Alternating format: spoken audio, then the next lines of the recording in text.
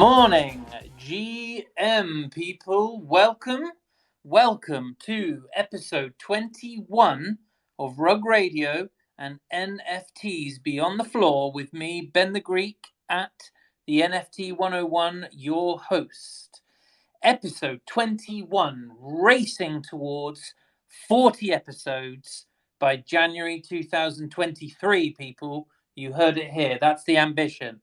Following 20 previous episodes, all now available as a collection of podcasts via Spotify and Apple Music.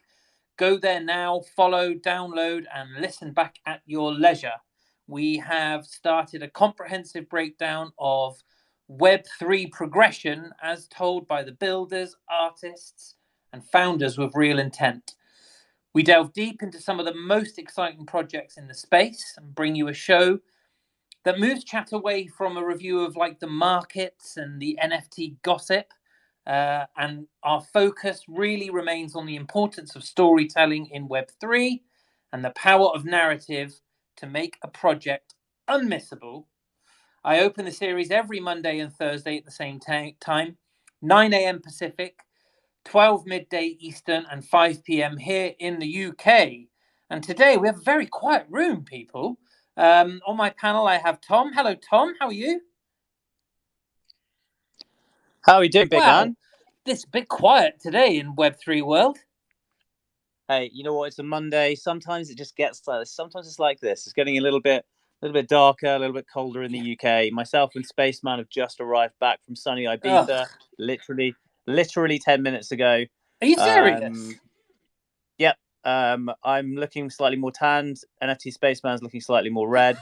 And yeah. Well, thank you for joining. I do appreciate that. I was very jealous. I assumed you were going to be on a lounger with a pina colada for the day. Hell no, I'm back in my cold flat in London. Oh. But, however, I'm looking forward to very much listening to today and speaking to the National Lampoon guys because, yeah, much of my childhood was kind of circulated around all of the films. So, yeah, absolutely can't wait to dig into this. Exactly. Same as me. I think it's a really, really interesting subject, a great project, a great brand, like a sleeping giant of a brand, really. And I think I'm really looking forward just to understanding a bit more about the conversion into Web3. NFT Spaceman, hello, sir. Hey, Ben, GM. GM. Yeah, great to be on. As Tom said, we're fresh back. Couple of days out in the sunshine was great. To be honest, we met a ton of really, really exciting and interesting people.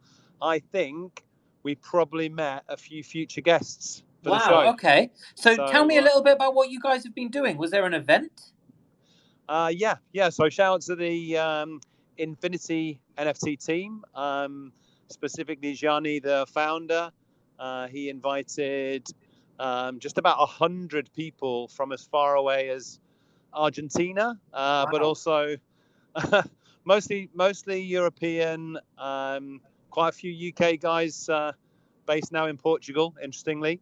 It was the launch party of the Infinity NFT project, which is a pass to essentially access VIP, money can't buy events around the world. That is his ambition over the next and coming years. Amazing. Fantastic. Well, it sounds like a great event, and I'm a bit jealous, if I'm honest. Let's talk about last week. I met with the team from Buddha Brothers, which was a very, very interesting concept, and then Will from Cryptoria, a real-time strategy game on Thursday, which was a very disrupted, ruggy kind of space. I tell you, it was a nightmare, but a very insightful show, and the guys there were very good. I did some serious editing to then drop the podcast, which was 45 minutes long instead of an hour, because that's how long we were hanging around waiting for people to come back online. I think just really, really interesting topics.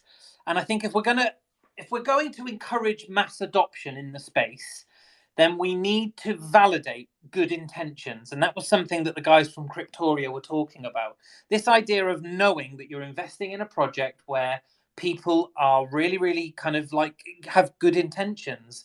And I think only then will we begin to start that process of mass adoption, and also kind of like welcoming in big brands with a big following. And step forward the National Lampoon. And this was an American comedy humor magazine that spawned like movies and radio and live theater in the States during the 1970s and the 1980s, launching the careers of greats in like Bill Murray and John Belushi, who I remember watching Blues Brothers when I was a kid, and that was like, oh my God, John Belushi was the man. Gilda Radner, Chevy Chase. Like, we're talking about serious institutions in comedy from the 1970s and 80s. And now, under new stewardship, the brand is about to enter Web3 with the launch of their first project, the Poison Pill. So I would like to welcome Harshan, or Harshan, Yogi, I'm going to call him, and James from NL Studios. Hi, guys. Hey, everybody. Thanks for having us. Great. Well, no, thank you for joining. Very quick admin. The format of these spaces is intended to be a pretty open conversation. I have our speakers, so that's Tom and Spaceman, but then also you guys are up on stage, and we'll have 45 minutes or so of conversation, and then look to invite a number of people from the audience to give their view or ask a question. Before we get going, people, please take a moment to share this space with your followers, and also comment in the little section down in the bottom right-hand corner. Let the world know you are here. Help the algorithm, and share this space with your followers also. So, guys, thanks for joining. Best place to start, I suppose, is please introduce yourselves, your backgrounds, but then also like National Lampoon and NL Studios. Who wants to go first? I could jump in and go first really quick because they're going to bring more of the meat. I'm just the potatoes in this case. Okay. But really quick, I've been in Web3 and NFTs since probably December of 2020, maybe January 2021. It's all blur. But my background's more on the traditional side of marketing, working for different media companies like CBS and Univision. And then I'm also a photographer, and I got into the Web3 space because I thought, I'll make some NFT photography, which I do a little bit, but really ultimately what ended up happening is as I got to really be educated in the space and start to work with some different projects, I started to gain a real excitement for this universe, and ended up getting introduced to Raj and Yogi. And they are Raj is the CEO of National Lampoon. Yogi is the co-founder of NL Studios. And they were thinking about coming into Web3. They had already talked about it for a year, and we got introduced, and we've spent basically almost the last year developing kind of how National Lampoon should come into Web3, kind of making sure they wanted to make sure they understood the space, the community, how to build here, and really kind of how to offer something that's going to have value that isn't just about a brand coming into the space and saying, "Hey, we've got a big name. You like comedy? Come buy our NFT. We'll make you laugh every third year or something like that." So we really put a lot of time into building this out. I'll let them kind of describe all about the history of NL and the Poison Pill, but I'm personally very honored and excited to be a part of this team. Not only are they great guys and intelligent guys, but they're building something that's going to add to, I think, this community. And really, it's about building a comedy community in the Web3 space, whether you're a comedy fan or you're a comedian or you've got comedic ideas, then this is all kind of for you. And I know, Ben, we spoke about it briefly or a couple times before this show. Mm-hmm. Thank you so much for having us on.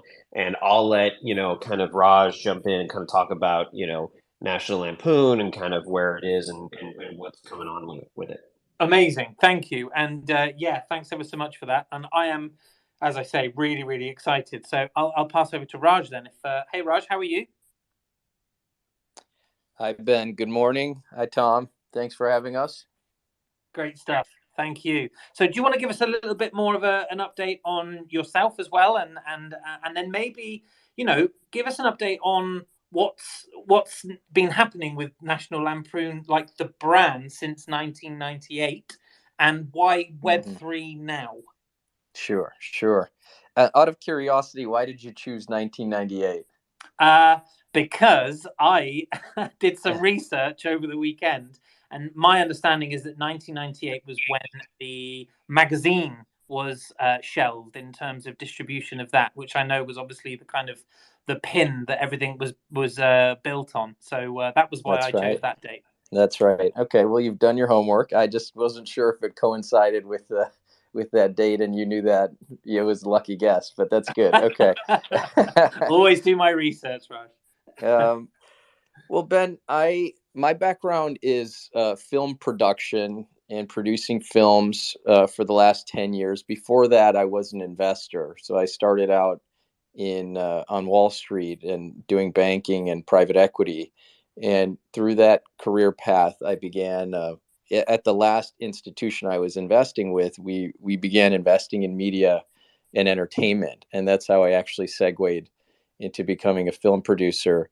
Uh, we we took over National Lampoon in 2017, and at that point, my partner Kevin and I, he's not in attendance here, we had shifted from producing films at a higher volume to kind of getting behind more concentrated strategies that were IP driven, like National Lampoon. And actually, in the same year, we also purchased the rights to the book The Alchemist, if you know that one.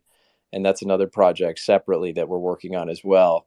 Um, National Lampoon was it was the culmination of failed efforts to create a comedy strategy. Really, we looked at different ways to do more of it, but the only success we had was doing pictures one off, and it just felt like there was a real sort of shortage of good, especially filmed content in the comedy space, and we were seeing the volume of theatrical films in the comedy space decrease year on year. You know, it just kept shifting towards tent poles and Marvel films and other kind of films of that ilk, and comedy just as a genre is something we have had a lot of fun and success putting together ourselves, but also financially it's just kind of like horror. It does well over the long run. You don't It's really hard to kind of have a series of stinkers in comedy. It's just, you know, it's something people seek out and want to go experience together. So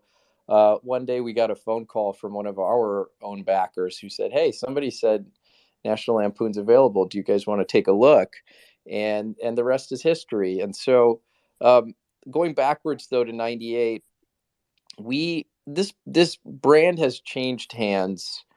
One, two, three. We are the fourth time it's changed hands, and I think since its origin, the the kind of the pitfalls of leadership, there was a consistency, which is no one necessarily cared about ensuring that the nucleus that was the writer's room in each instance, uh, kind of had its own safe haven and could thrive, and that the curation of the talent there was kept consistent with the original core group. And you kind of saw uh, the quality control start to diminish as the brand and the financial success of the business uh, rose.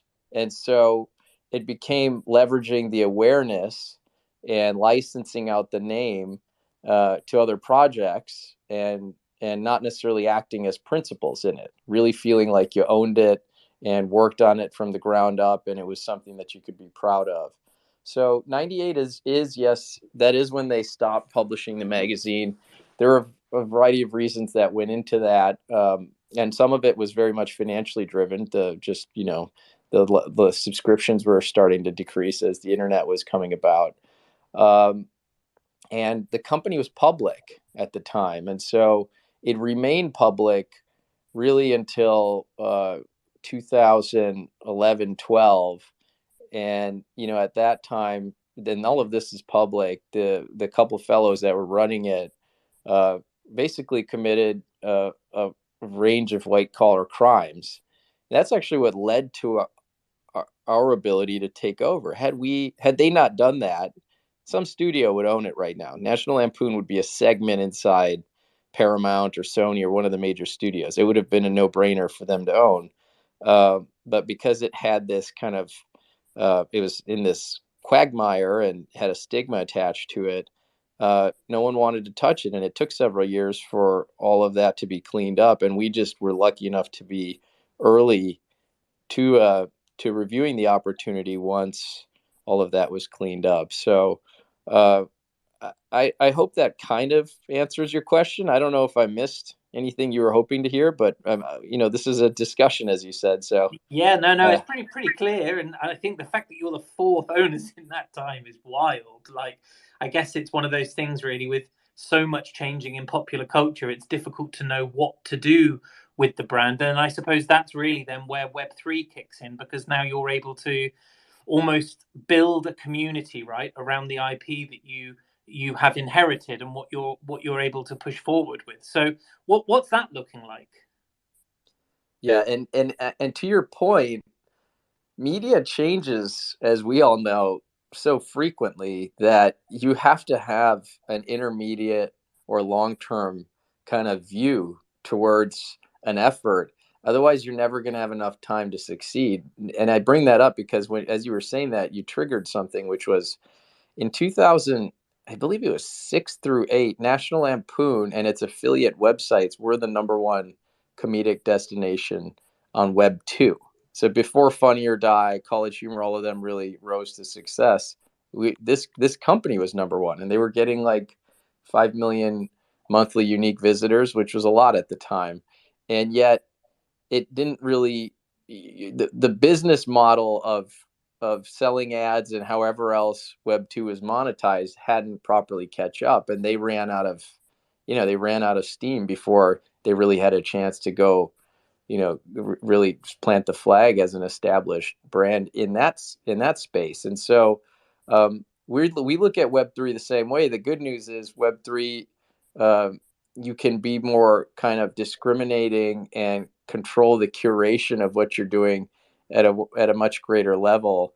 And that's why it feels like this is this is everything we hope to do outside of just traditional film and TV can be done here and include traditional film and TV because of the way it just blurs the lines and breaks the wall between the audience community, the creators, the artists, our brand, and whatever it is we're kind of creating together.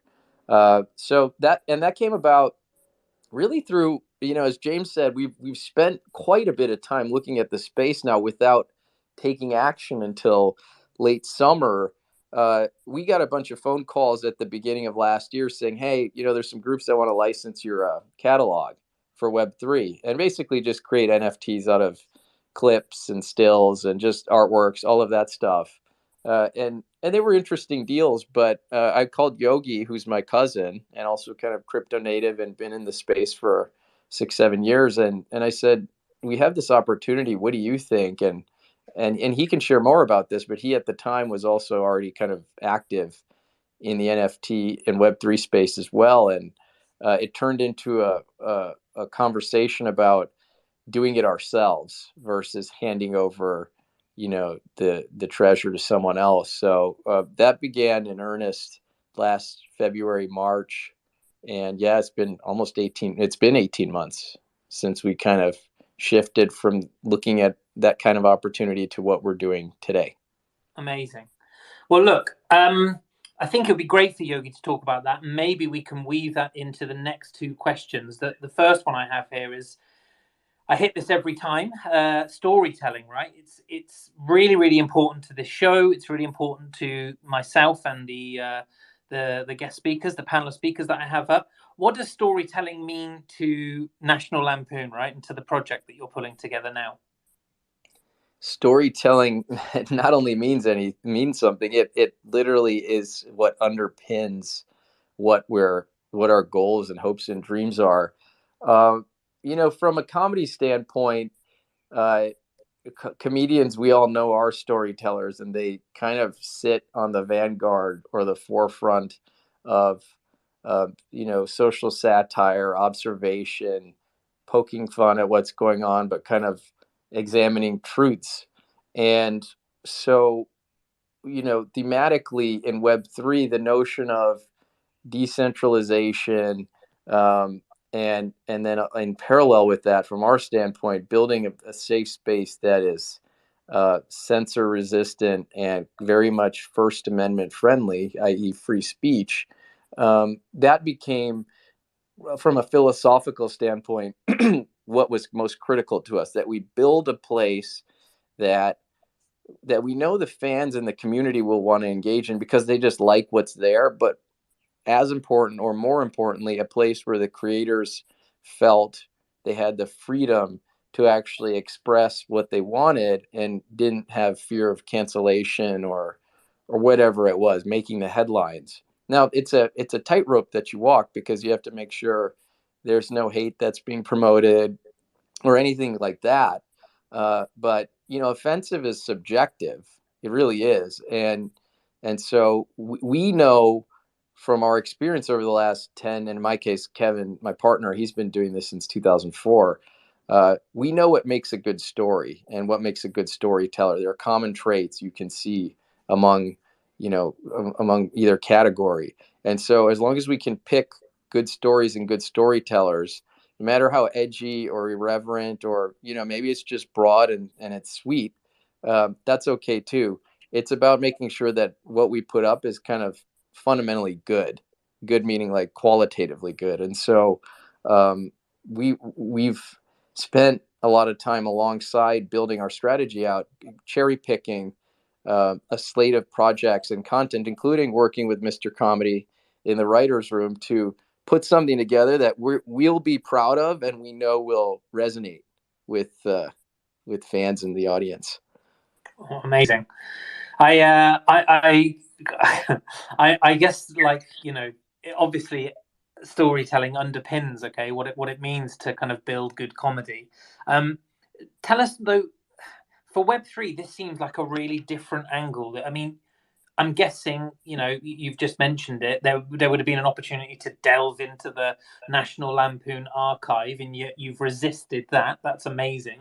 So you're really, really kind of building this process out with a push on creators. Can you give us a real overview then of what this Web3 project looks like? Raj, do you mind if I jump in real quick, actually? I got something to say about this. I'm sure. Yeah, man. So, hey, everybody. GM, Grand Rising, Judd here, Mr. Comedy. So I've been a comic and writer for some time. I've worked on a few shows, worked with a few podcasts. I actually interned with National Lampoon way back in the day. And, over the years, we just maintained and developed a relationship. And now I'm kind of spearheading the writers' room project that we've got going on, as well as some other things that we've got coming out later this year that we're very excited to share with you.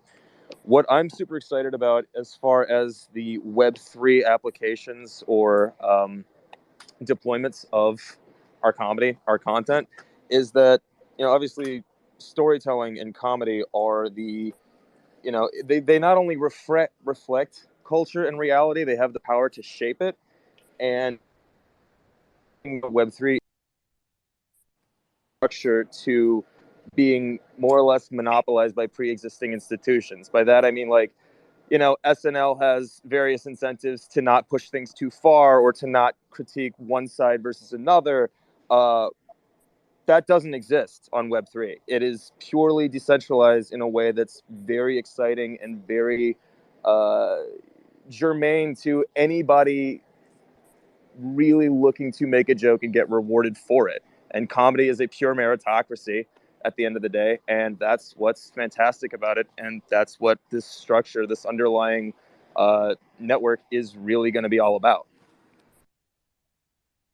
Thank you. That's great. And I think, pushing back to the question, I think what I'm trying to really place here though is you're creating a number of poison pills, and in its rawest form, you're holders will be able to mint them and own them. And what will that provide? What is the framework then that is being built out here for National Lampoon as a Web3 project? Yeah, Ben, thanks for reiterating that. So it's kind of a bifurcated answer. The Poison Pill is the initial project. It's our entree into the space, and it's meant to be for super fans, evangelists of comedy, especially comedy and Web3. And essentially, what the Poison Pill itself is a 4K animation. Right now, the rough cut is about 24 seconds. It will probably land around 20. So it's an animation that will actually change over time, and I won't say too much about it, but we'll sneak peek stills and sub clips of it. We have been, but we'll continue to over the next couple of weeks. The Poison Pill itself is an all access pass to all the content and offerings that come thereafter. The writers' room will kickstart that with. We've announced this last week, a reboot of the magazine in a digital format. We're still actually coming up with what we're going to call it, but it will be a combination of a multimedia file containing everything from cartoons to short stories and funny articles to sketches and filmed content, all embedded in one file. And that will actually go out monthly. So Poison Pill holders, for example, have a lifetime subscription to that.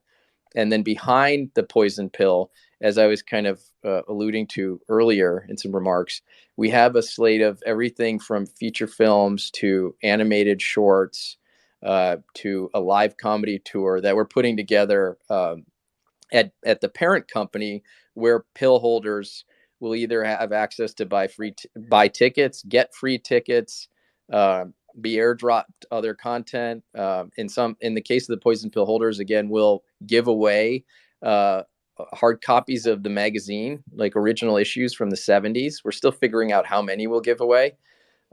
So it's a smattering of everything, but ultimately the idea is to kind of, like I said earlier, allow those holders more, let's say, governance is a strong word, but voting rights and directional input on the creative decision making at National Lampoon and even within the content. Thank you. Much clearer. I get it now. And I'm sorry, I don't mean Sure. to push on it, but it's just it's a new concept, right? And so I just want to be really clear about like what that looks like and how the community, wider Web3 community, can participate. NFT Spaceman, your hands up. It's up. So, I mean, firstly, less of a question, more of a challenge. Like, I am expecting the next level memes from you guys in terms of what we expect to see. Surely we're going to be treated to some absolute beauties over the coming weeks. Am I right?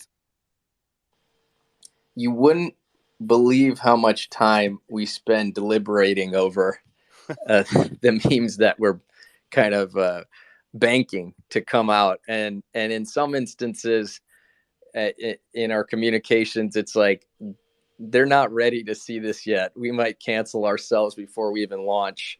To okay, this is just, it's not there. The joke's not there. So yes, you are absolutely right, and there's been a trickle of it so far, but we haven't really pushed the edge because we want to get a little bit of critical mass while we do that. But yes, absolutely. Yeah.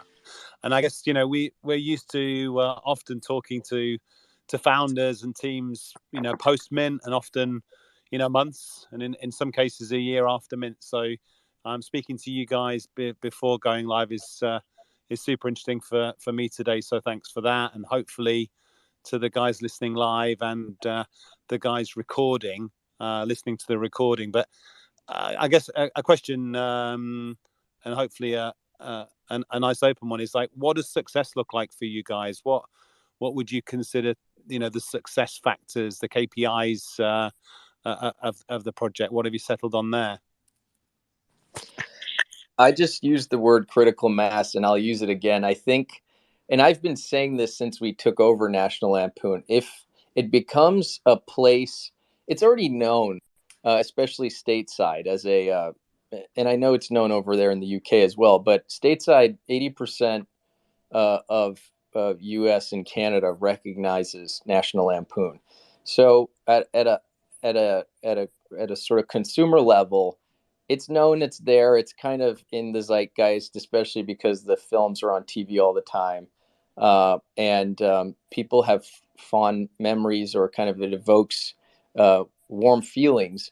But it's really about creating the creator hotbed and having that nucleus or institution come back, where it became the place that kind of pushed the envelope for what comedy is, um, and also becoming the place that kind of broke the next generation of talent and voices.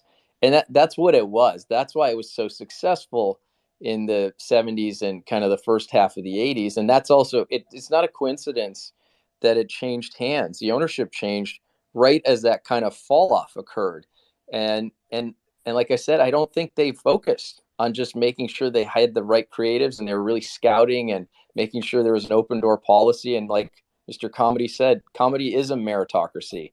They were just taking writing submissions, and the best and wildest ones, those people just got invited to come write in the room. And so I think once we create a place where that it's like SNL was in its heyday, where everyone aspired to be on it so that they could go break their careers in comedy.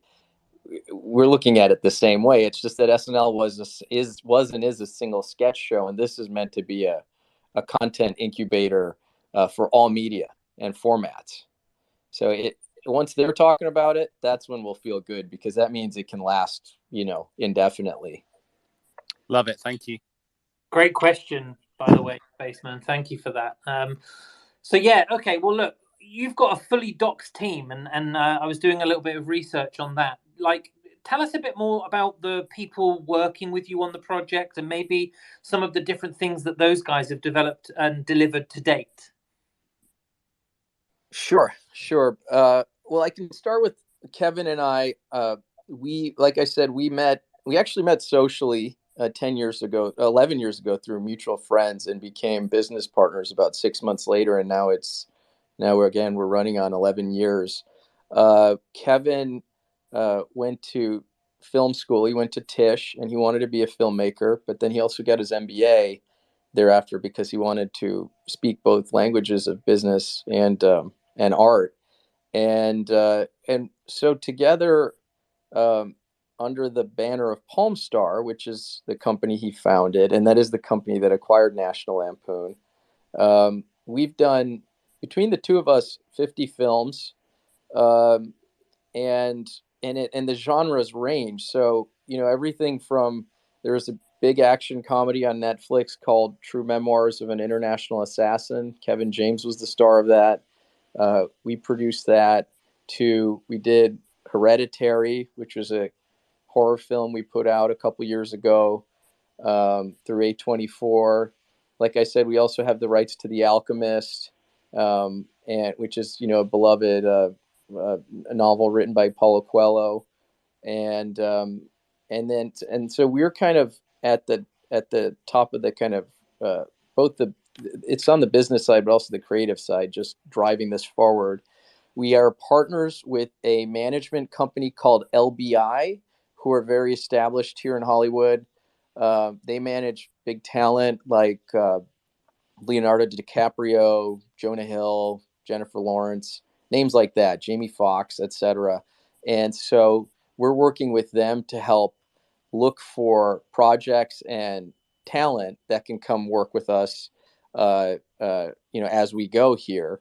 Actually, they also represent Bobby Hundreds, um, coincidentally. So it's kind of neat that there's that overlap.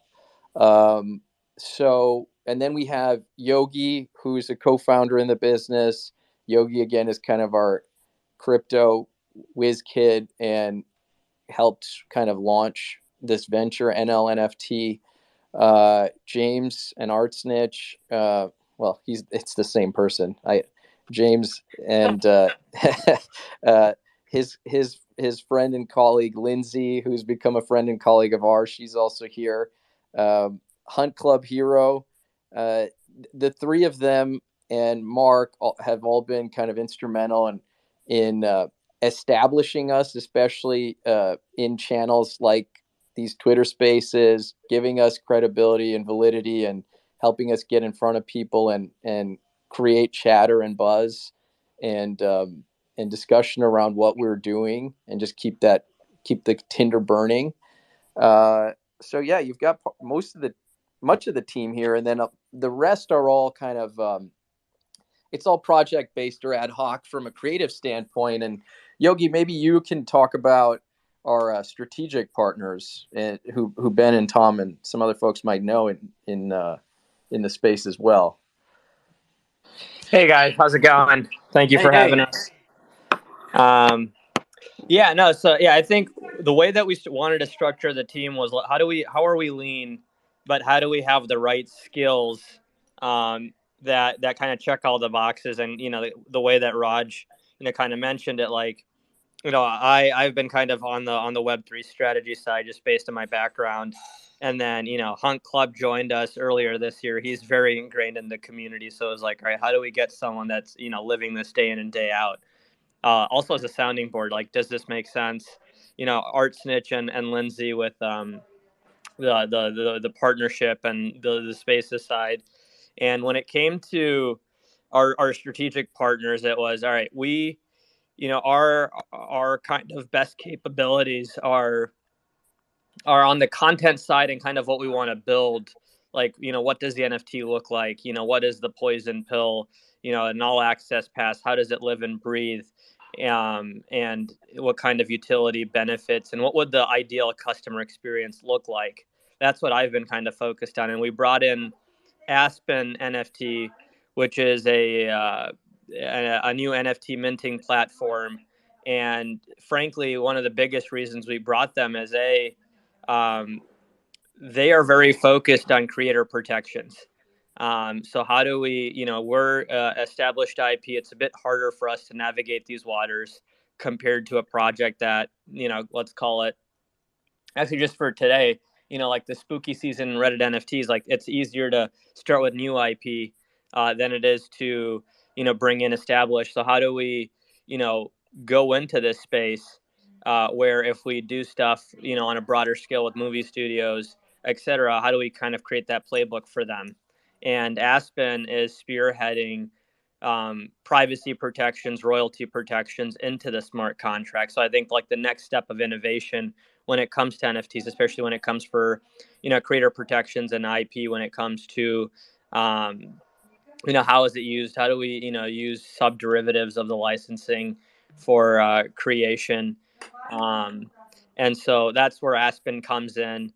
We brought in Jeremy Drain, who's a co-founder of Aspen, to be a strategic advisor with us. His background, he led PwC's blockchain group back in 2013, kind of spearheaded, what does Web3 mean for established firms like, PwC, the finance world, and then co-founded Nifty's, who has been doing a lot of Warner Brothers drops. And so, wanted to work with him on like, all right, how have, major studios thought about this? How have you kind of seen the tech grow and play out? Like, where are our capabilities today? So we'll have them focus on that. We brought in Cameron Mullen from Non-Fungible Films, and that big, and that was primarily focused on, all right, these guys are a Web3 studio. They have a lot of IP, say from like Bored Apes that they've licensed, Pudgy Penguins, their own Oscar Haley project. How can we work with them to create some fun animated shows natively in Web3? And so they, content partner there. We have a few others that we'll be announcing. And then from an advisory board perspective, we brought in Jimmy Eth, just because of how long he's been in this space and seen it evolve. Like, how do we think about this from both an institutional and retail perspective? And Gavin Gillis, who did the Bill Murray drop at Project Venkman, where it was really interesting. They, have somewhat solved how do we bring in Web 2 to Web 3. How do we kind of grow this sandbox? And so, kind of how we've thought about it. How do we cover all of our bases and make sure everyone that comes on board helps us move this forward? Amazing. I mean, that's the who's who. So thank you for being so thorough. I guess with that kind of level of commitment in place, I'm assuming you guys already have like a level of funding, be that like from the ownership side of it, or is there like another level of like I don't know, like VC funding or anything like that already involved in the project? Yeah, so on the funding side, we've kind of self-financed in the beginning and bootstrapped this. We have it's a spinoff, so we want to keep the Web3 initiative, separate, and so we've been working on that. And then we've basically brought in strategic advisors and partners thus far on the financing end. Individuals that can really help us, drive this forward, and it's they can invest, but also they need to kind of bring some expertise or relationships to the table. The one thing that we wanted to avoid, at least at this stage, is bringing in any VC where they kind of write you a check and don't really think about you. For us, it's about how do we have the right people that care about this, are passionate about this, so that we can make it a success. Because the other thing, and it's kind of a joke, it's funny, but like we're launching probably in the worst market that we've seen in Web3. And so you really need to have people that believe and are resilient to kind of like the market turmoil and say that like, hey, this is exciting. This is, going to be big, but let's help you polish XYZ. And so that's how we've thought about the financing thus far. Basically call it like, strategic individuals that can kind of drive the story forward. Yeah. Yeah, I mean, it makes sense to play it that way, and this is certainly a very, very challenging to join in. But I guess, like if you can build a really, really positive and engaged community during a market like this, then when the market rebounds, you guys are going to be perfectly placed. What has it been like, kind of onboarding people? Are you finding you've got advocates and people who will follow National Lampoon as a brand and a name into the abyss, or have you been able to onboard new people in the space? Yeah, I think when it comes to onboarding, the traction we've seen, we were in an echo chamber for a large part of the last 18 months. It was kind of me taking the learnings I've had, kind of trading, especially in the NFT space, not just the broader Web3. Just focused on NFTs and what projects we're doing and how they were doing it. It was this idea, when I first thought about how we should launch, it was this idea of like hype, like don't share anything, let the hype build. And then it was like, all right, like the meta's changed and we can't really hype because we're a big enough brand that stuff started coming out even before we ever launched anything. Just from like how we were changing our websites, there were eyes on us. And we had to be very careful on that. So when we decided to launch, it was very refreshing to see individuals come in and be excited that, hey, we're excited that, larger IPs playing in the space. Like that gives you conviction that Web3 is here to stay. It's just not native individuals kind of building IP, but it's, even Warner Brothers coming in with Lord of the Rings last week is a positive step for the community. So it's really nice to see that. Then we had more Web3 native people join that don't really know or have a history with National Lampoon just based on their age group, but, excited to, see storytelling NFTs or how, this can be beyond just a PFP. And over time, what we've seen over the past few weeks since we've gotten live is that the difficulty is that Twitter and some of these social channels like Discord are a lot quieter. And so it's harder to get the word out. But as the word slowly is trickling and we have people join every day or message us where it's like, oh, I didn't learn about you guys until last night. Like, this is exciting. Yeah. So we know that it's, at least from what we're trying to build and launch and what people have heard from our spaces, it's positive. The difficulty is how do we get their attention when the market's just down, and so most people aren't checking their socials or Twitter, looking at what projects are going on, and so that's been, I think, the difficulty.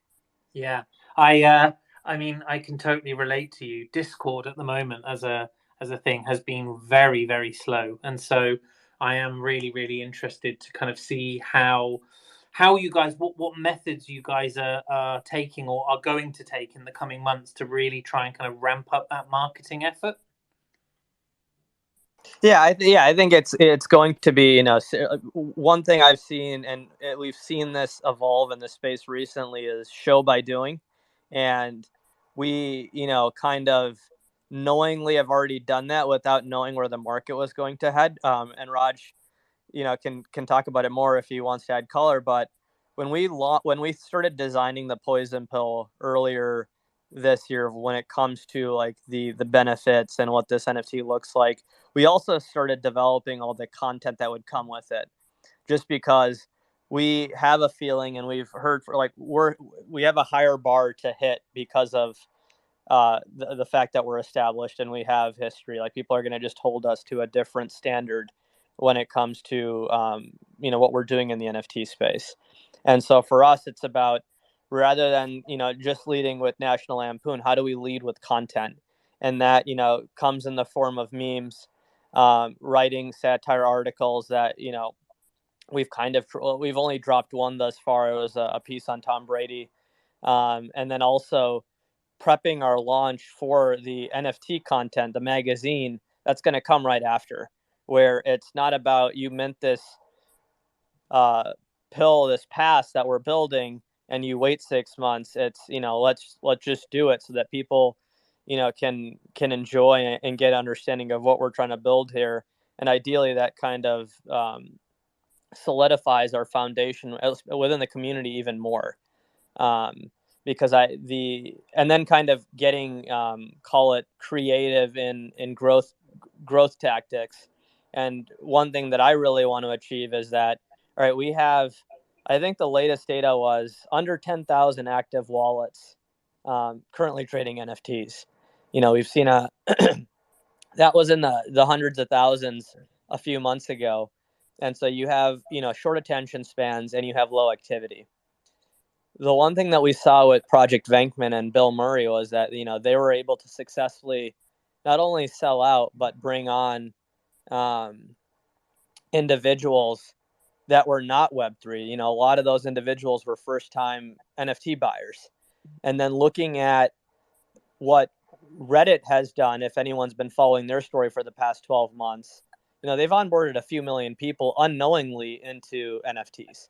So when I think about the growth tactics, it's we launched our newsletter today, so we're going to be emailing individuals, and that's one thing. Even I spend I check Discord once a day at a minimum, and usually in there a couple hours. But I know that a lot of our advisors or even people that are following us don't have time. So let's have an email that can be sent out once a week to keep people apprised, and also for them to see the content, so they don't need to scroll through Twitter. And the second is just education. And I think that's going to be a benefit for us and the space. How do we get new people in here and get their eyes on this? Amazing. Guys, I don't know, Spaceman Tom, I don't know if you've got any other questions, because I've got a couple left, and then maybe we'll open it up and see if anyone from the audience. Guys, if you guys do want to request, now would be the time, and hopefully Tom can invite you up, because I still can't see any of you. Hit me with a request, folks. I guess the two questions I had, one of them very, very operational, one of them a little bit more kind of like kind of thoughtful. So let's go with thoughtful first. Put my teeth back in. What's been the biggest learning for the team and the project to date? Like you say, you've been kind of like thinking about this now for the last, 9-12 months. What have you guys learned most about the space in the time that you've been doing that? Raj, do you want to comment? Because I've been in the space like really deep. It'd be great to, I think, for the audience to hear your perspective. Yeah, Ben, can you just repeat the question, please? Yeah, for sure. I'm just the biggest learning for yourself and the team and the project to date. I think it's just affirmation that the wipeout of projects and this correction in the marketplace, all it does is confirm or affirm that if you're not looking at something for the long term, you have short windows where you might be successful. And the way anyone approaches building an actual business that can survive, you have to have the same kind of the application of the same methods and approaches here.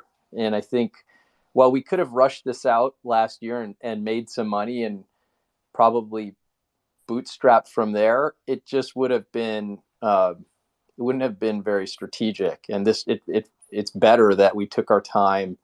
And even though we saw the top and we're seeing the bottom, it's given us the chance to actually create a plan that is insensitive basically to whether you're at the top or the bottom, that it will work as long as it's launched. And we can manage it in a way where the costs are commensurate with the success on the revenue side. And that just gives us we are able to create kind of a widget factory of content and experiences for everyone.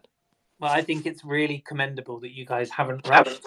I think a brand and a business the size of the National Lampoon, I think you have a real opportunity to organically grow something quite fantastic. And certainly if you think about the spirit of Web3 in the sense of kind of decentralized sharing, communication, live feedback, all of those things, they fit hand in glove, National Lampoon and Web3. So it makes perfect sense to me, and I commend you guys for not rushing and just pulling the trigger to make that bank quickly without really thinking this through.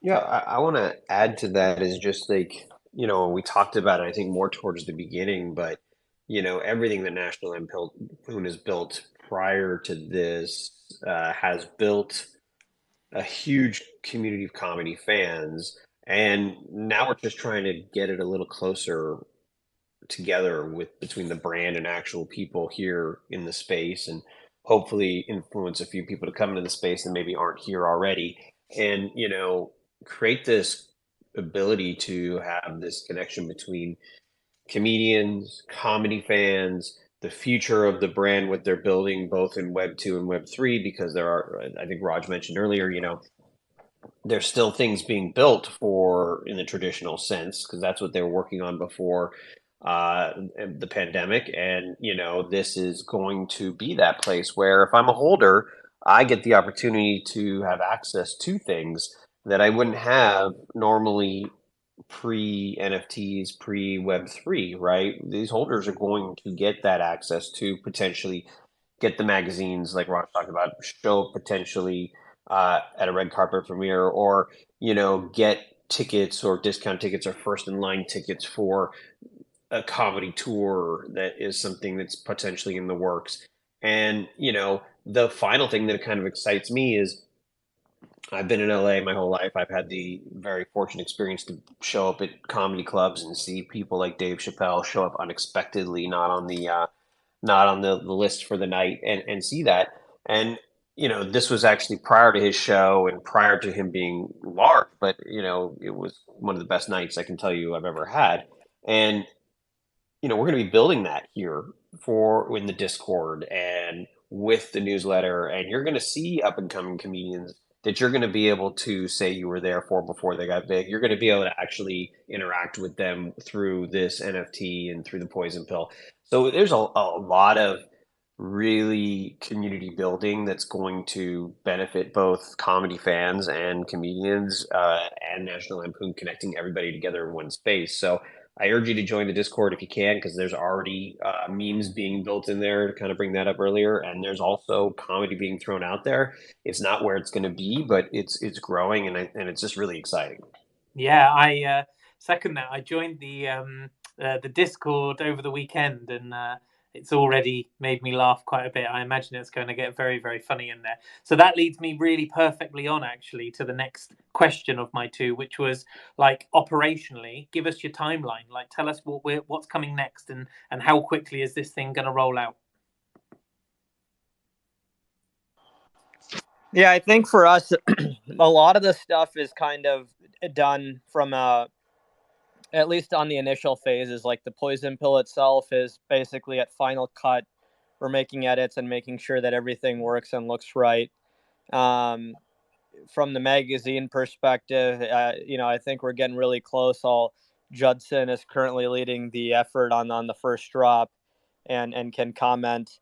Ideally we hope to have stuff launched by end of year. For both the biggest things that we're working on to make sure it works is testing out, to make sure that everything can launch properly on the blockchain, and what the user experience will look like. The poison pill is not as hard as the magazine, which is going to be a lot larger in file size. So making sure the infrastructure is there, and then trying to find a good window where we can, it's a good week to mint. It's been difficult over the past couple of weeks just with what's happening in the macro market. We want to time it a bit, to the best of our ability, where at least there's some positive momentum.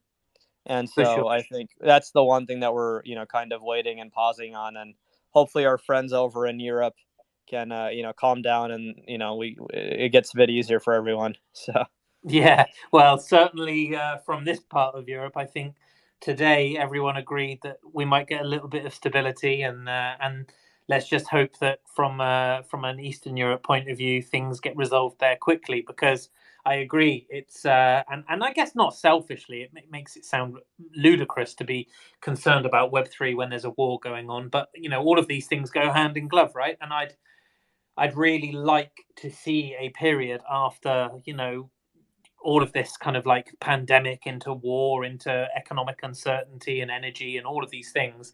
Like, I feel like we all need a break, right? We could all do with a rest, and to be able to sit and relax, and people be able to put their lives back together. And I think at that point, maybe more people would see the potential, and just how exciting this space is for communication, for culture, for technology, for just the future, And I think that's not me being just bullish on Web3 and thinking about flipping and making money. That's me thinking about culture, and what it means to kind of be a citizen that's in the world in a much more joined up space. So yeah, there was a ramble from me. I haven't done that in a while. No, but I understand. no, I completely agree, and I just want to add to it, because Web3 is a culture that transcends borders, because you don't know where people are. It doesn't really kind of come into play. And, I grew up in Minnesota. I was pretty like my family's from India, so we were all already a bit cross-cultural to a degree, just based on how I grew up. But it took me to, move to New York for undergrad to really see, the world. And then when I started working, I actually, spent a lot of time in London, and that's, even a bigger melting pot, in my opinion, compared to New York.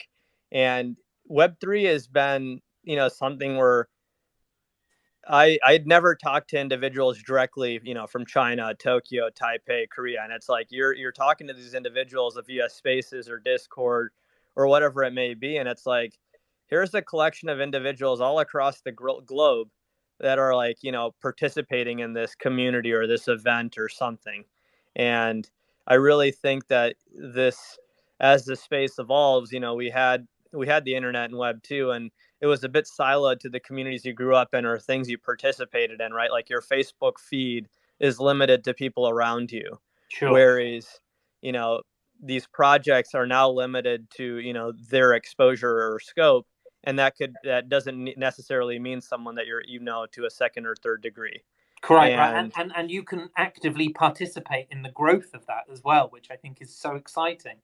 Exactly. And so I think that's where it's most exciting for me personally. And then also, comedy is a way for us to communicate. So how can we, build this brand, leverage the technology to let people come together, build their own niche ecosystems of comedy or community within NL and the comedy Web3 umbrella, and really allow us to have discussions and I think satire is the best way to not only educate individuals but also to kind of move forward when it comes to, call it, sticky topics. May that be turnover for the prime minister and in the UK to what's been happening locally in the US to whatever it may be. When it comes to, I think there's probably a laundry list of things that are going wrong right now. So absolutely, hopefully, yeah. And I think comedy is a great tonic. It allows us to talk about those things perhaps with a little less anxiety, which is always a nice thing, right? Exactly. Awesome. Yeah, for sure. Okay, well, look, guys, this has been fantastic. I like to wrap things up around the hour mark. Tom, I'm assuming nobody has come up? Hello, Tom. Negative, sir. Okie dokie. Well, look, I'll thank you and I'll thank Spaceman for coming up. Appreciate your time, guys. Thank you so much, guys. Yeah, really, really enjoyed that. And then, guys from NL Studios, I think it's really important because I did tag National Lampoon, but it's really important to know that this is being generated as a project by Artsnitch. Would you do me a favor and be really clear about the handle for the Twitter account? Yeah, absolutely. And the main reason is we've got a huge, obviously, old school Web2 following on National Lampoon's Twitter handle. So we want, as we're building this community out, where information is going to be focused on this. It's really important that we just kind of make sure that we have everything, and the decision to merge things and how that will go depend on a lot of factors in the future. But where Raj has been speaking, if you see that little gorilla holding a pill, that's the actual handle that we're going to be doing most of the announcements, gaining most of the following for this, and it's at NL Studios _ETH. So NL Studios _ETH, ETH, is the actual handle for where you're going to get most of the alpha for the project.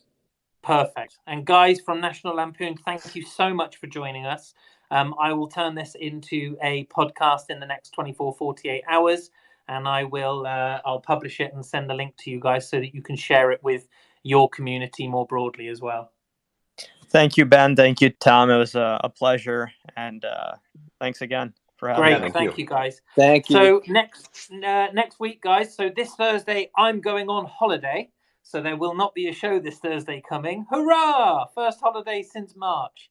And so next Monday, Halloween, we will have the Wonder Pals up with us, which I think will be a really, really exciting show, a Halloween special. And then next Thursday, we will be joined by Ryan Carson. So it will not be a project specific, but more an individual in the space who is delivering a great deal, and I think that will also be really, really exciting. So leaves me to say big energy to you all. Have a great week off. Looking forward to catching up with you all next week. Oh, and then also that Thursday, as well as Ryan Carson, it's NFT London. So I'll be with Tom and Spaceman and Zerk in person. Looking forward to it all, guys. Really, really can't wait to see you all soon. Thank you, everybody. Appreciate all of you. And GM. Thank you. Yeah, GM. GM.